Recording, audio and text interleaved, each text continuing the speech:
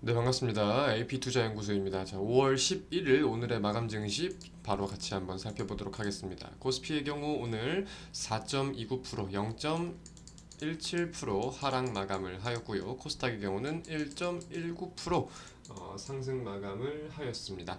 양대 시장 좀 상반된 모습을 보였었는데 수급에 있어가지고 코스피는 외국인 기관이 각각 3천억, 1천억가량 매도를 했지만 코스닥은 외국인이 200억가량 매도, 기관이 1천억가량 매수를 하는 모습들이 보이면서 상대적으로 좀 선방하지 않았나, 강세를 보이지 않았나 우리가 1차적으로 조금 생각을 해볼 수 있을 것 같습니다. 자, 지금 시장의 분위기 일단은 뉴욕 증시의 폭락세가 어느 정도 조금 진정이 됐어요. 급락세가 어느 정도 진정이 됐는데 장중에 이제 중국의 증시가 반등하면서 최근에 좀 급격하게 안 좋은 모습을 보이던 증시들이 나름대로는 견조한 모습을 보이면서 추가적인 하락은 더욱 보이지 않으면서 마감이 되었다. 이제 또 옵션 만기를 조금 앞두고 있는 상황인데 옵션 만기를 안 두고 조금 이제 코스닥이 이제 이틀 연속으로 이렇게 양봉을 보이고 있는 모습, 코스피 코스닥 모두 이틀 연속 양봉을 보이고 있는 모습, 나름대로 자리를 좀 지켜주고 있는 모습은 조금 그래도 기대라기보다는 긍정적이지 않나. 저 같은 경우는 이렇게 조금 풀어볼 수 있다라고 생각을 하고 있고요.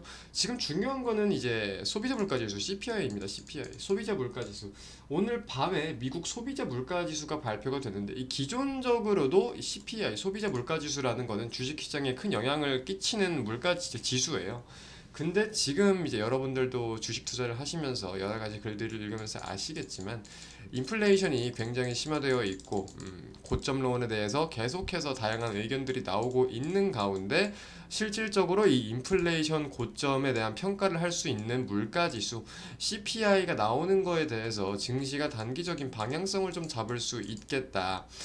이런 식으로 좀 우리가 풀어볼 수가 있을 것 같거든요. 그러니까 인플레이션의 피크아웃을 조금 확인할 수 있는 그런 시간을 보낼 텐데 여기서 많은 투자자들은 좀 물가 지수가 꺾이기를 기대를 하고 있겠죠. 물론 근데 이게 시나리오대로 나올 거다 이런 보장은 없어요. 그리고 시나리오대로 꺾인다고 하더라도 무조건 반등이 나올 거다 이렇게 우리가 보장을 할 수도 없는 상황인데 최소한 기대를 할 수 있는 부분이 있죠. 물가 정점론이 이제 좀 힘을 받을 수 있는 결과가 나온다면, 그러니까 물가가 꺾이는 게 두 눈으로 보인다면, 이 연준의 금리나 뭐 QT, 양적 긴축에 대한 이 불확실성이 완화되면서 단기적인 반등 정도는 최근 하락분을 어느 정도 만회하는 반등 정도는 나올 수도 있지 않겠나, 이 정도의 기대감 정도는 우리가 가져볼 수 있지 않겠나, 저 같은 경우는 생각을 하고 있습니다. 그래서 뭐 투자의 전략이나 뭐 여러 가지 대응에 대해서는 이 소비자 물가 지수가 발표되고 이게 시장에 어떤 영향력을 행사하는지를 우리가 조금 따져본 다음에 체크를 한 다음에 전략을 고민해도 늦지 않겠다.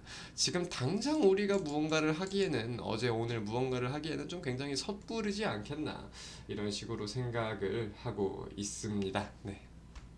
그리고 이건 뭐 조금 여담이지만 사실 중국과 미국의 통화 정책이 조금 상반되어 있는 상황입니다. 중국의 경우는 아직까지 부양책을 보이면서 쉽게 말하면 돈을 풀고 있어요. 아직까지도 코로나 봉쇄 정책이 이어지다 보니까 돈을 풀고 있는데 돈을 풀고 있으면은 당연스럽게 물가가 올라가야 되는 게 수순이고요. 미국의 경우는 이제 금리를 올리고 양적 긴축을 시행한다고 하면서 다시금 돈을 회수하려는 부양했던 돈을 회수하려는 정책을 선보이고 있잖아요. 그러면은 물가가 원래는 떨어져야 되는 게 정상적인 수순입니다. 근데 거기에 대해서 뭐 러시아 우크라이나에 대한 이슈도 있었고 인플레이션에 대해서 좀 다양한 이슈들을 우리가 살펴볼 수가 있는데 과연 이 정상적인 수순이 이루어질 수 있을지 올해가 좀 그래서 중요하지 않을까라고 생각을 하고 있고 아마 5월달 이제 최근 FOMC가 이제 끝나긴 끝났지만 계속해서 이런 통화 정책에 대한 불확실성을 좀 안고 가야 되지 않겠나라고 생각을 저 같은 경우는 하고 있어요. 근데 그 와중에 이제 옛날에는 이 통화 결정권자, 금리 인상에 대한 결정권자인 연준, 패드 그리고 의장인 파월 의장의 신뢰도가 좀 많이 높았다고 한다면 사실 최근에는 이 신뢰도가 좀 급격히 떨어지고 있는 현상이 좀 있다라고 저는 좀 판단을 하고 있는데 이런 거에 대해서 연준의 그러니까 시장에 돈이 들어올 만한 이유는 줄어들고 있고 돈이 나갈 명분, 돈이 나가는 이유만 각 지자체별로 늘어나고 있는 거죠. 그래서 지금 시장의 분위기가 계속해서 좋지 못한 상황인 건데, 음, 일단은 계속해서 이제 연준 총재들의 이제 이 발언들이 좀 예정이 되어 있는데 관련된 내용들을 좀 살펴보면서 증시의 방향성을 살펴보는 게 가장 좋을 것 같습니다. 무언가 섣부르게 할 수 있는 상황은 아니라고 저는 좀 생각을 하고 있고요. 자, 오늘의 특징주를 좀 살펴보도록 하겠습니다. 일단은 해운주들 좀 해상 운임 지수가 상승하는 가운데 상승세가 좀 지속되는 가운데 강세를 보였어요. 관련돼 가지고 뭐 대한해운 혹은 뭐 페노션, 뭐 HMM 이런 종목들이 오늘 꽤나 좀 강세를 보이는 흐름들을 보였고 아모레퍼시픽 좀 살펴볼게요. 아모레퍼시픽이 오늘 조금 한 5%가량 고가 기준 5%가량 강세를 보였었는데 상하이 공장 재가동 소식에 좀 상승하였습니다. 관련해 가지고 좀 화장품 관련주들 조금 이제 강세를 보이는 경향도 있었어요. 네.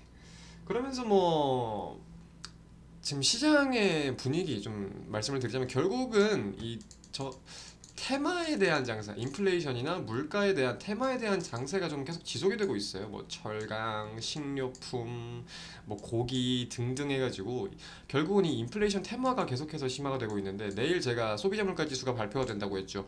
거기에 대해서 이 테마가 꺾일지 아닐지도 우리가 조금 봐야 되지 않겠나 생각이 들어요. 그러면서도 기술적인 내용으로는 이제 뭐 신송홀딩스 이런 종목들 식료품 관련이죠. 대도 관련 해가지고 이런 종목들도 좀 기술적인 내용으로 20선을 좀 지켜주면서 이틀 연속 양봉을 좀 띄는 모습을 보였는데 과연 꺾이지 않는다면은 이 테마가 좀 이어진다면은 이런 것도 좀 계속해서 강세를 반등이 좀 나올 수 있는 자리도 될 수 있지 않겠나라고도 생각이 듭니다. 그래서 이런 것들 섣부르게 매수를 할 수도 있겠지만 조금 시초가의 어떤 움직임을 보이나 좀 잘 살펴볼 필요도 있다라고 저 같은 경우는 지금 좀 생각을 하고 있습니다. 네.